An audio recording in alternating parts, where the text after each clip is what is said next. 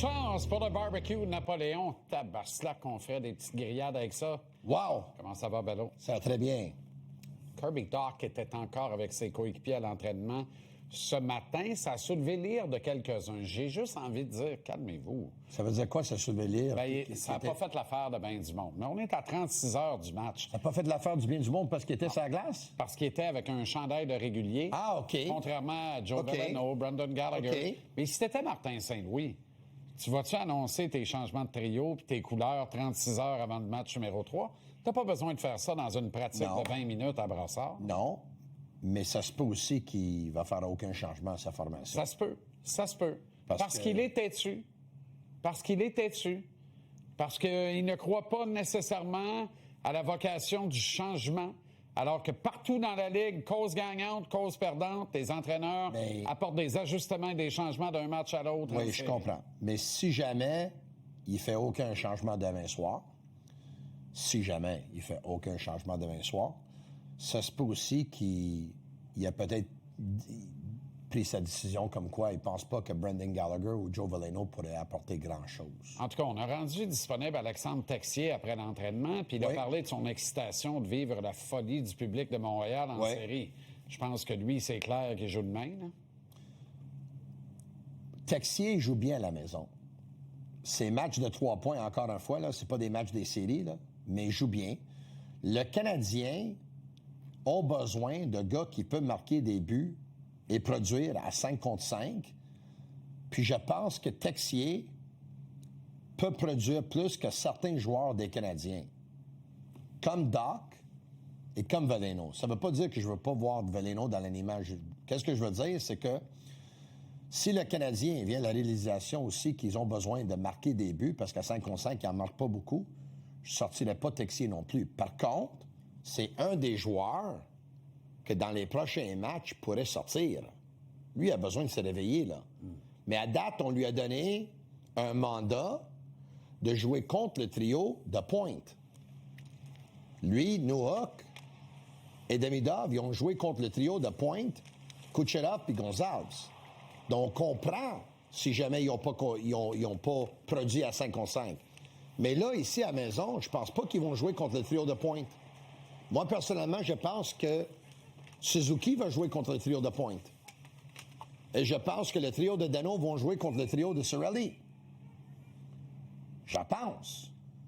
Mais si t'es John Cooper, si c'est le cas, il va faire jouer le trio de Cirelli à outrance pour que le Canadien garde le trio de Dano sur la glace. Bien sûr. Non, mais tôt ou tard, t'as pas le choix. Tôt ou tard, t'as pas le choix.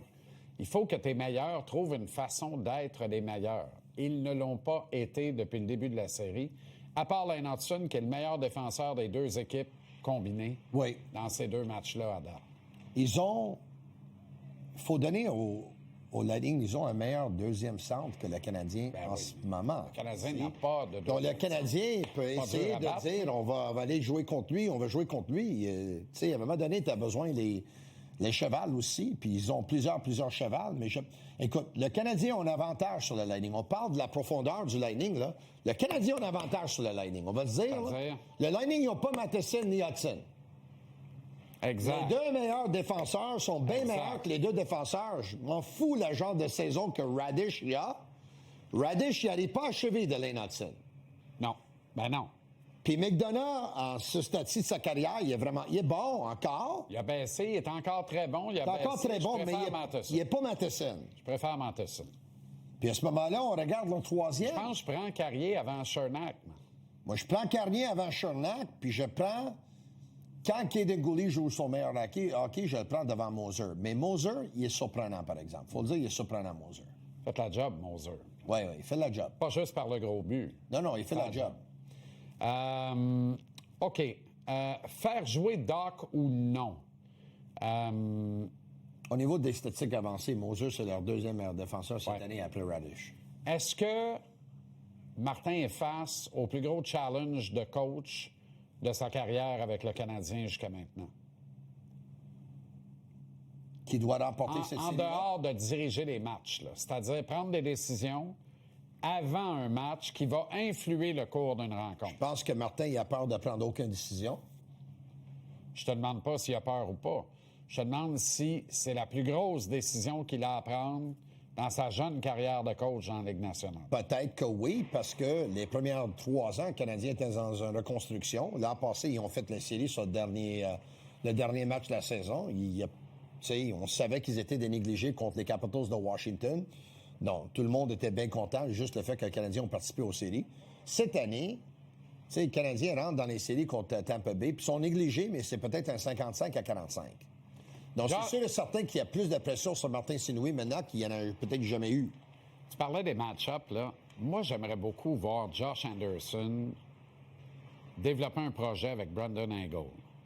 Parce qu'Anderson n'a absolument rien à cirer avec Scott Sabourin qui ne tombe pas sur la moitié d'un des deux bords. Ouais. C'est de l'énergie, du temps perdu, et c'est de donner trop facilement les clés de la voiture au Lightning de Tampa Bay. T'as ton meilleur joueur, ton meilleur agitateur, ouais. Puis tu t'en vas le gaspiller avec un gars qui a une fesse et demie dans la Ligue américaine puis une demi-fesse dans la Ligue nationale. C'est sûr et certain que... Perds pas ton temps, touche pas à ça. Les Canadiens n'ont rien à gagner là-dedans. Exact. Anderson fait une bonne job avec Kucherov, mais on dirait que n'importe qui peut allumer Kucherov chez le Canadien. Anderson devrait s'occuper des goals, Tony.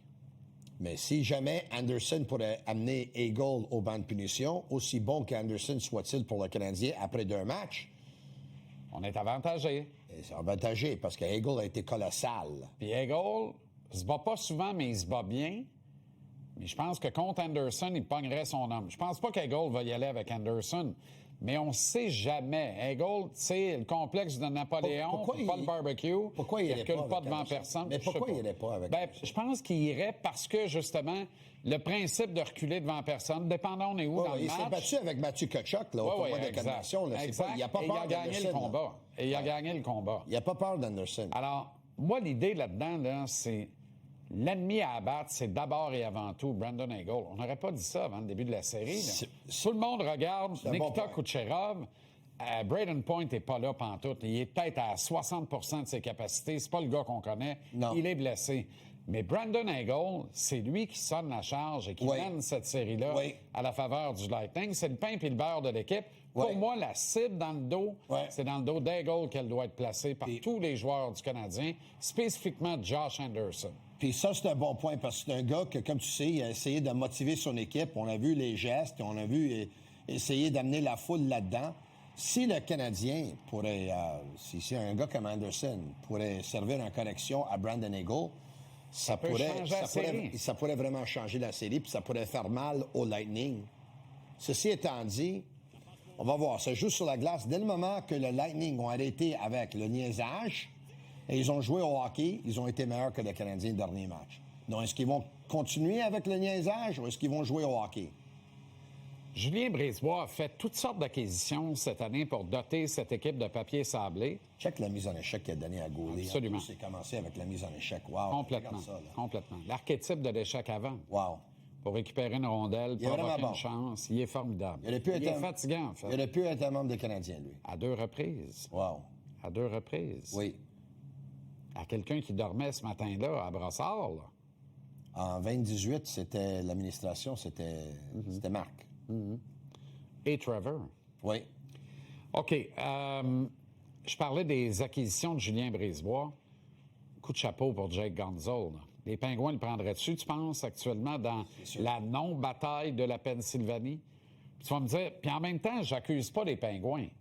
Les Flyers sont bons, Tony. Ils sont bons pour vrai, ils sont jeunes. Ils m'impressionnent. Fringants, ils ont peur de rien. Ils sont excessivement bien dirigés. Je croyais pas beaucoup. Il a mis le temps avant de donner son identité, mettre sa patte sur cette équipe-là. Ouais. Moi, je revois les Flyers que j'aime. Hey, je vais le dire, là, je vais faire mon mea culpa, mais moi, je les voyais pas, là, mais pas du tout. Là. Je pensais pas que tu es aussi bon que ça. Moi, je les voyais battre les Pingouins, mais pas les balayer, là. Moi, je me demandais... Je les ai favorisés de battre les Pingouins. Non, pas moi, puis je me demandais c'était quoi leur identité. Parce que d'un côté, tu as des gars qui travaillent fort, d'un autre côté, tu as des Zegras puis tu as des Michkov. Mais je dois dire, là, j'aurais dû le savoir parce que eux autres, ils ont commencé à jouer du bon hockey, de hockey des séries éliminatoires quand ça comptait. Tu sais, les Pingouins à un moment donné, ils ont eu des bonnes séquences, mais à la fin, là, depuis environ un mois, là, les Flyers de Philadelphie là, sont très forts. Là. Est-ce que Crosby méritait sa pénalité sur la mise en jeu? Ça, c'est difficile de répondre à cette question-là parce que c'est la première fois en 21 ans qu'il prend la pénalité de même. Là. Ce qu'on sait, le bâton lui a bel et bien L'a touché. touché d'en L'a face. atteint. Est-ce que je pense que, en voyant qu'ils perdent la série 2 matchs à 0, ils étaient en avance 1-0, puis ils pensaient peut-être avoir un avantage numérique pour son équipe, est-ce que je pense qu'il a ajouté quelque chose de plus? Oui. Mais juste lui, il le sait. Là. Ce Ben non, qu'on sait, mais- c'est que le bâton lui a frappé en plein visage. Mais à ce compte-là, Kucherov plonge 3 fois par soir. Ah, ça, c'est oui. Il a plongé avec Goulet l'autre Ah oui. soir. Là. Il a Ah oui. plongé. Là. Il aurait dû être pénalisé autant que Goulet. Oui, Si oui. tu sors Goulet là-dessus, tu sors Kucherov. Si il a tu sors pas plongé- Kucherov, tu sors pas Goulet. Je sais pas, mais effectivement, le bâton lui a frappé dans le visage. Là. Il a touché. Il a Il l'a touché. atteint. Puis il n'a Tout jamais de eu même. une punition comme ça dans toute sa carrière. Et tu fais ça à Sidney Crosby. Il s'en prend dans le slip coquille en Ouais. jouant le vert. Ouais. Vraiment, là. C'est triste de voir les Pingouins sortir de même. là. Je sais que la série n'est pas finie, mais elle n'est pas mal finie. Il faut être honnête. Là. Porter Martin, Tony. C'est Qui, à mon avis, Oui. mais, tu sais, c'est un bon joueur de hockey. C'est un très bon joueur de hockey. Je préfère Michael Age Il est- à Porter Martin. Porter Martin il est Martin plus préparé pour le hockey des séries. sort tout le temps. Oui. C'est fou raide. Il a fini la incroyable. saison avec 10 points en 9 matchs. Oui. Arrêtons. C'est tout un choix de pêchage. C'est tout un choix. Merveilleux. Il va avoir Danny une belle B, carrière, lui. Danny B gagne son pari haut la main avec les Flyers. C'est beau de voir ça, pour Oui, vrai. Là. mais c'est On beau parle d'un redressement. parce que Daniel Brière est un chic type. En C'est plus. pour ça que c'est beau. Là. Moi, m'a dire de quoi, là?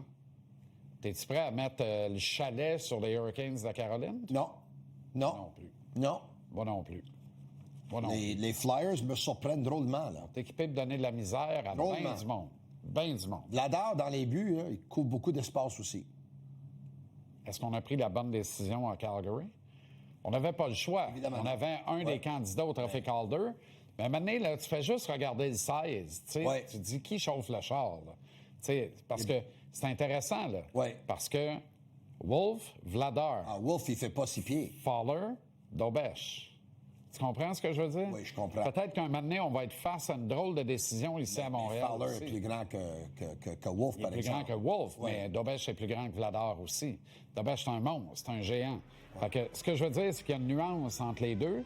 Moi, je suis pas certain que Calgary aurait pas dû, justement, sachant ce qui s'en venait cette année, monnayer Ouais. Wolf pendant que c'était le temps et garder Vladar. Mais à l'évaluation, on Ouais. préférait Wolf, mais on voit le résultat.